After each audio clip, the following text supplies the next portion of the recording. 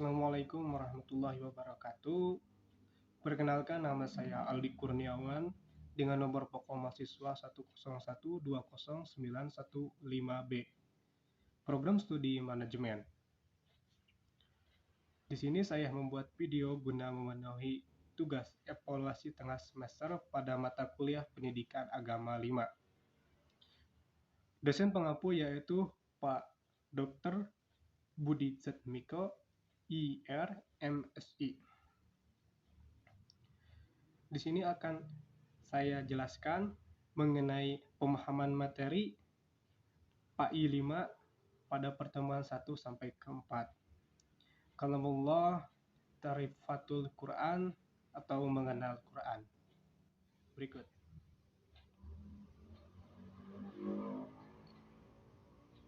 Ma'rifatul Quran.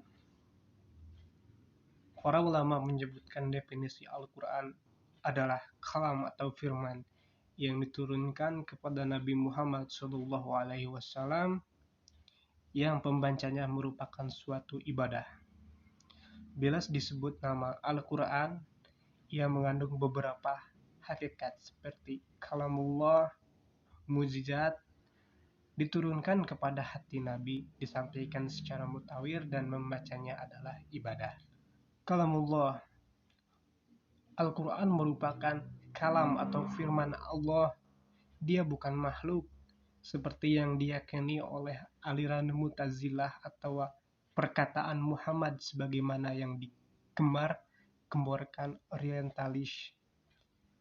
Al-Quran benar-benar diturunkan Nabi di sisi Allah Subhanahu wa Ta'ala sebagaimana firman Allah dalam surat An-Naml ayat ke-6.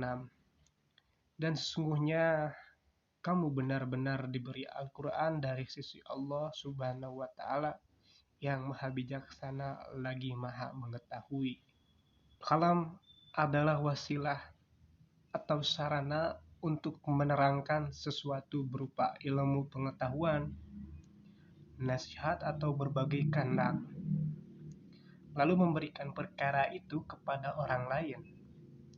Allah bersifat dengan sifat kalam, sebagaimana Allah Subhanahu wa Ta'ala berbicara dengan Nabi Musa alaihissalam dan Nabi Muhammad sallallahu alaihi wasallam pada malam Mi'raj, dan Allah akan berbicara dengan banyak hamba-hambanya pada hari kiamat kelak.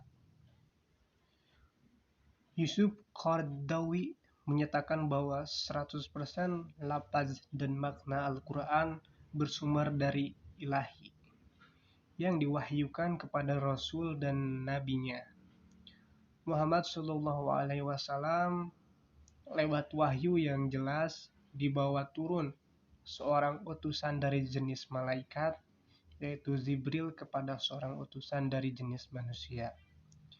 Al-Quran merupakan roh Rabbani yang dengannya akal dan hati menjadi hidup, sebagaimana ia merupakan dustur ilahi yang mengatur kehidupan individu dan masyarakat.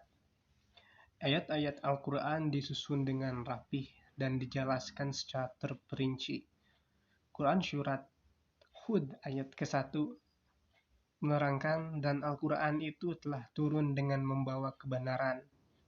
Kemudian Quran Surat Al-Isra ayat 105, ia merupakan wahyu dengan perintah dari Allah Subhanahu wa Ta'ala kepada siapa yang ia kehendaki di antara hamba-hambanya. Mujizat. Setiap nabi yang diturunkan Allah memiliki mujizat sebagai tanda kenabiannya sesuai dengan zaman dan kebutuhan masyarakat waktu itu. Mujizat adalah sesuatu hal yang luar biasa yang disertai tantangan dan selamat dari perlawanan. Allah selalu menantang setiap kaum dengan sesuatu yang mereka kuasai dan mereka banggakan. Mujizat ini ada yang bersifat empirik dan ada yang bersifat akliyah.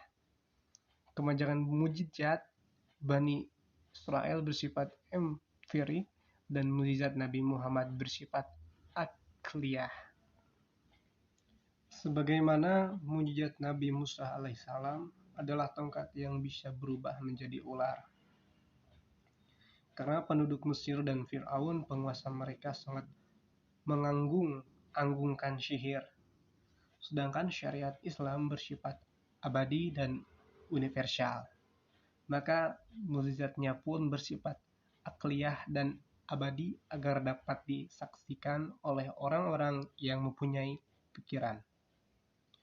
Terbukti ribuan tahun setelah turunnya Al-Quran, mukjizat itu tidak berubah.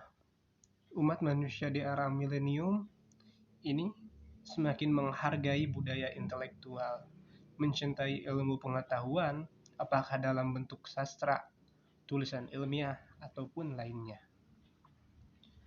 Al-Ghazali menyatakan bahwa kekalnya mukjizat yaitu adanya kontinuitas dan ketidakmampuan manusia untuk membuat hal serupa. Sebagaimana Allah Subhanahu wa taala berfirman, bahkan mereka mengatakan Muhammad telah membuat Al-Qur'an itu. Katakanlah, kalau demikian, maka datangkanlah 10 surat yang dibuat yang menyamainya, dan panggillah orang-orang yang kalian sanggup memanggilnya selain Allah jika kalian memang orang-orang yang benar. Quran Surat Hud ayat ke-13. Mukjizat Al-Quran mencakup banyak hal. Muhammad Qud membahaginya menjadi mukjizat dalam hal bayan atau cara penyampaian, dakwah, pendidikan, syariah, dan iptek. Yusuf Al-Qaradawi berpendapat bahwa kemujizatan Al-Quran ada dua macam, yaitu mukjizat yang memiliki unsur material yang dapat ditangkap secara indera, dan mukjizat yang memiliki unsur sastra dan akal. Sekian presentasi singkat saya mengenai pemahaman materi FAI 5 pada pertemuan 1 sampai ke 4. Kalamullah Tarifatul Quran atau mengenal Al-Quran.